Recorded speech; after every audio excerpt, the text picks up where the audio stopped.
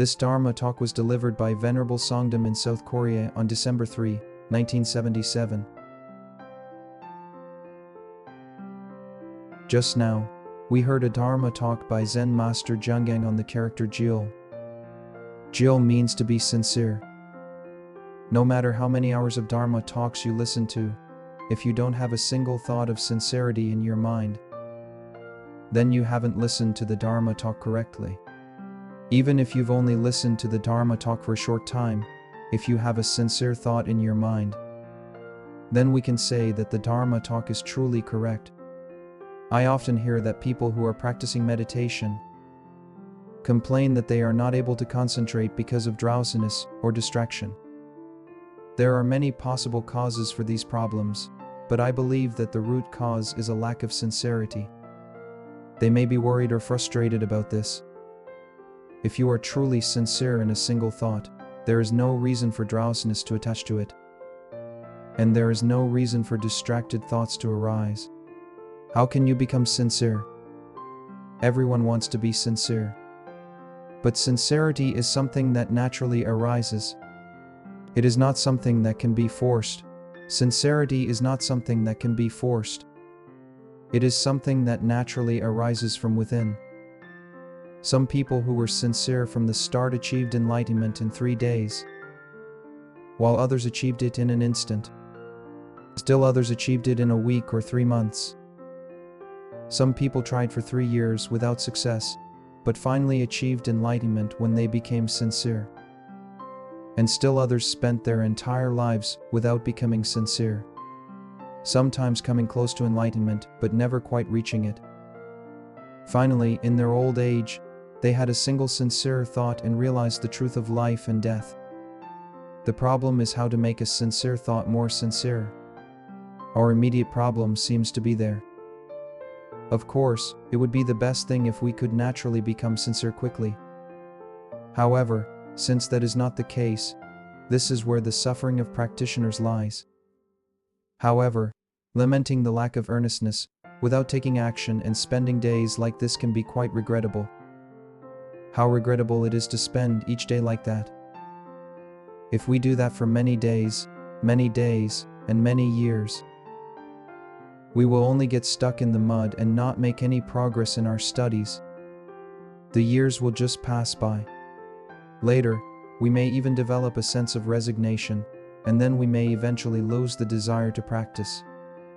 We may even lose the regret and anxiety about not practicing, and we may end our lives without doing anything. Fortunately, this year, the monks who gathered for the winter retreat were willing to stay, even though I told them that we were not in a position to accept any more people. And the lay people who came to study at this monastery that our late abbot built were also willing to stay. This year, they have been practicing so well that I did not need to say anything to them, scold them, or discipline them. I am so grateful as the abbot, and I am so moved that I have been feeling solemn every day. The 15 days since the winter retreat began have passed in this way. Even though there are many large and well-established monasteries in Korea, with great teachers and disciples, this small monastery built by our late abbot, Venerable Jungang, with mud bricks by the salt fields, is now becoming a place where people can practice with just as much diligence as at those larger monasteries. It is not because the building is nice that the Zen Center will be successful in its studies. And it is not because the building is big that it will be successful. This means that when the monks and lay practitioners engage in earnest practice with their hearts aflame with earnestness, we can rightly call it a spiritual gathering. Although the winter retreat will be set at 3 months in the future, our late abbot, Venerable Jungang, always said that even 3 months is just a convenient period of time. Practitioners should resolve to make a commitment for each day. Make a commitment for 1 day and finish it that day. Then make another commitment for the next day, and so on. The next day, after the day is over, make another commitment for the next day. And so on, until you wake up in the morning before breakfast and make a commitment for that day. If you practice with a sincere heart, without wasting a single moment, you will be able to achieve enlightenment. Then, in the evening, lie down on the mattress and review the day. How sincere was I today? How much did I chat? How much did I listen to the koan with sincerity?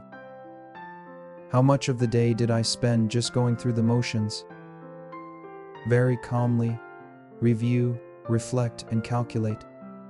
Lie down on the mattress in the center of the koan, and the next morning, wake up and resolve to practice the day more fully than the day before. Then, practice that day diligently.